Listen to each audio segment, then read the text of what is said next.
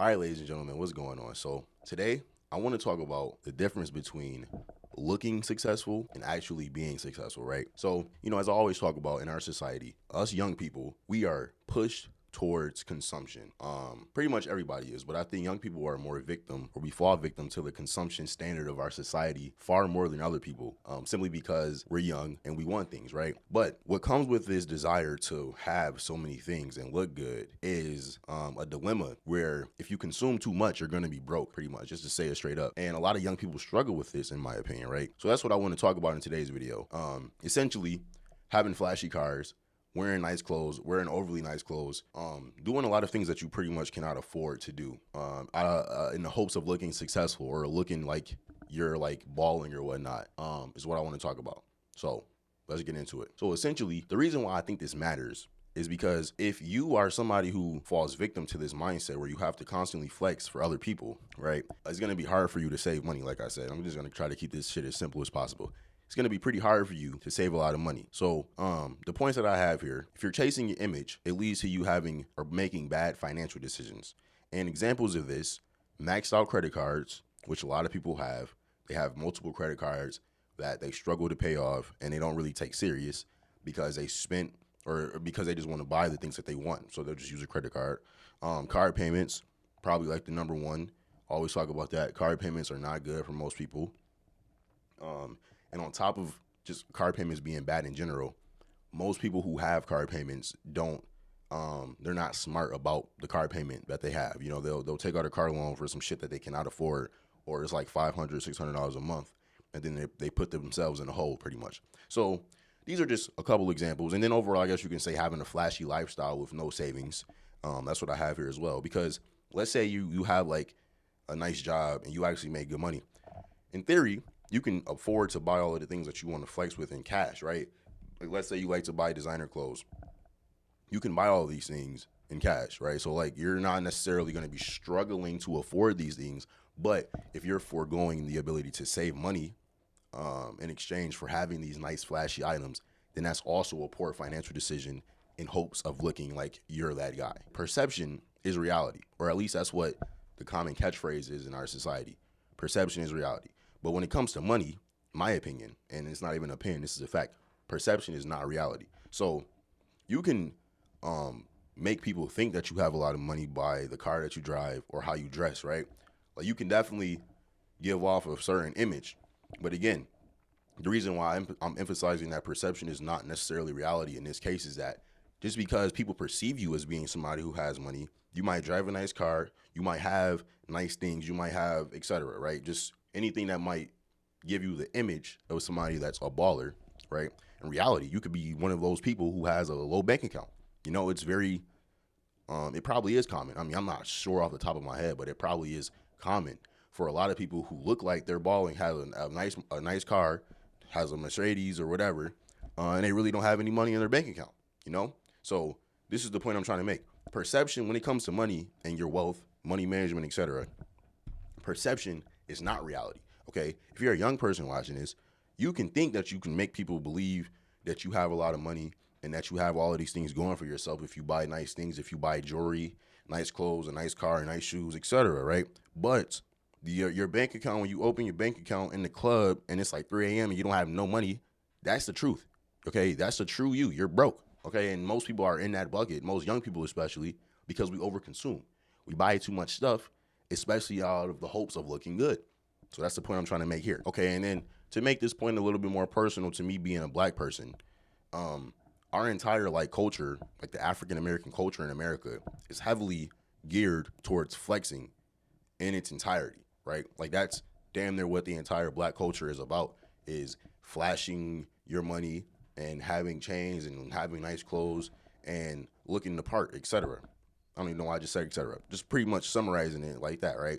So if you're a young black person, you are, I guess, what's the word I'm looking for? You're more likely to fall victim to overconsumption, which leads to you going into debt, which is the point I'm trying to make here in this video, is just poor financial decisions and how you're just trying to look like you're balling and whatnot, whatever you want to call it, just buying too much, over consuming stuff that you can't afford. It's ingrained in our culture, right? So it's already hard for you if you're a young person to avoid these temptations and not to buy the things that you want, especially when you have all of these forms of credit that are available to you nowadays. But then you add on top of that the cultural aspect that may be relative to you if you're a black person watching this. And I don't know how other cultures are. I mean, I'm not sure how white people are when it comes to this, but speaking as a black person, you are even more likely to fall victim to this stuff because it's just like, it's even more normalized. Like the entire society normalizes it, and then your culture normalizes it times 10.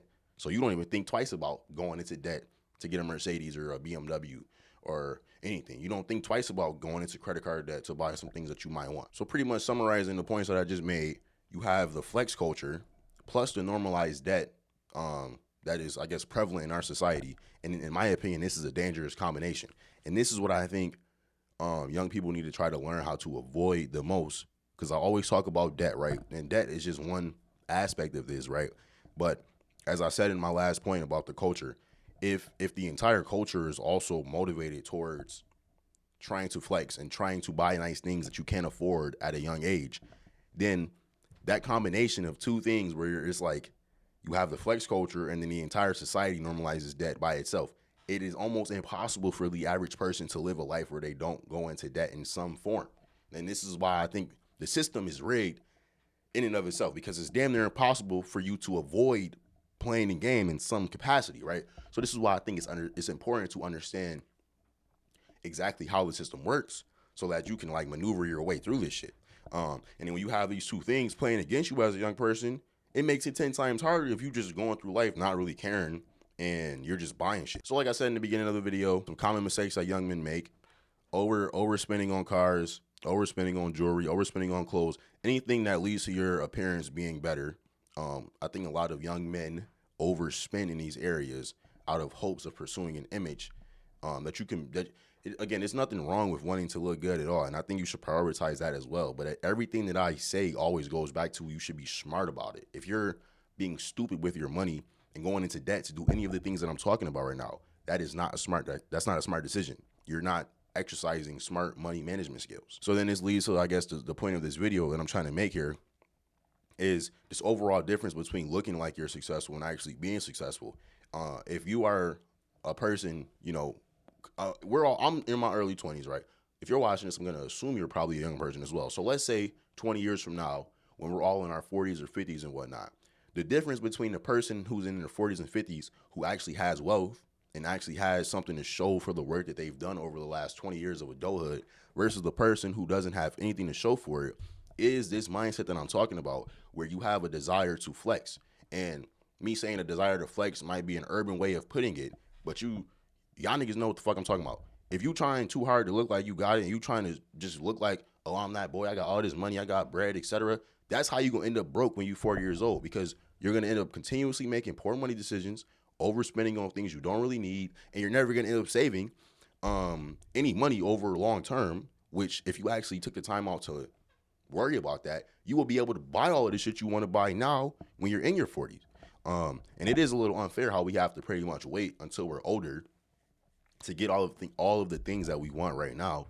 But that's just how the world works. And if you don't understand that, you're gonna be that 45-year-old dude who's like, you might still have a nice car. You might have a car loan for your entire life. So I'm not even saying you're not gonna still have the nice car. You might still have the nice Mercedes, bro, but you're not gonna have any wealth behind it. Your bank account in the club at 3 a.m. is still gonna be $0, bro. And that's what I'm trying to say. So I think the takeaway from this video, if you made it to this point, is that I think if you have this overconsumption mindset, you should try to avoid, or you should try to drop the mindset pretty much and recognize that the only way to actually get the things you truly want, to get the material goods that you might want, whatever it is, clothes, jewelry, nice car, nice house, whatever that object is that you want, the only way to go about it in a way that leaves you better off long term is to make smart financial decisions while you're young and to avoid overspending. Now, I know I just said that shit in the most complicated way possible, but I think you guys should understand what I'm saying. The point is to spend less than you make, obviously, while you're young, not to spend too much money trying to just flex on other people, especially when you're taking out debt to do so. So car loans, I guess car loans and credit cards are the two main forms of debt that would fit into this category. Because, you know, student loan, I'm not going to say that's what you're going to use to flex on somebody. So if you're going into credit card debt, buying shit that you don't need, vacations, trying to take pictures for Instagram, there's a myriad of things that I can throw into this bucket of trying to flex.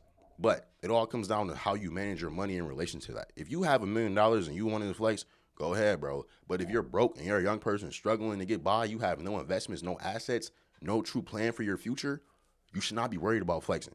And you should not be overspending your money. And most importantly, you should not be going into debt to do so, because that is what the system wants us all to do. They all want us to be slaves, and they want us to overly consume, because that's how you become a slave. That 45-year-old guy that I mentioned earlier who is still broke, he's a slave, and he doesn't even know it, because from his 20s to when he was 45 and still broke, like my example, he was able to drive a nice car. You know, he was able to have this lifestyle on the surface that appeared successful, I guess. Is that what I'm trying to say? Like, he looked like he had the nice car, he had a nice outfit on every time you seen him, but in reality, he wasn't building a life of wealth for himself. He never bought any assets, he never bought a home, he never invested anything, he never bought any stocks, he didn't invest in his 401k, he never really, like, this is the point I'm trying to make. Like, there are sides to money, there are different sides to money that I think you have to worry about as a young person.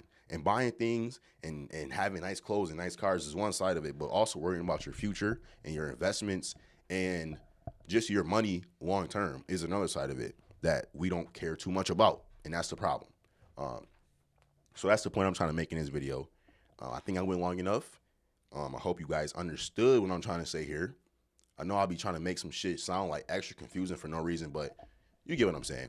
So yeah, I'm gonna finish the video there. As always, we are out.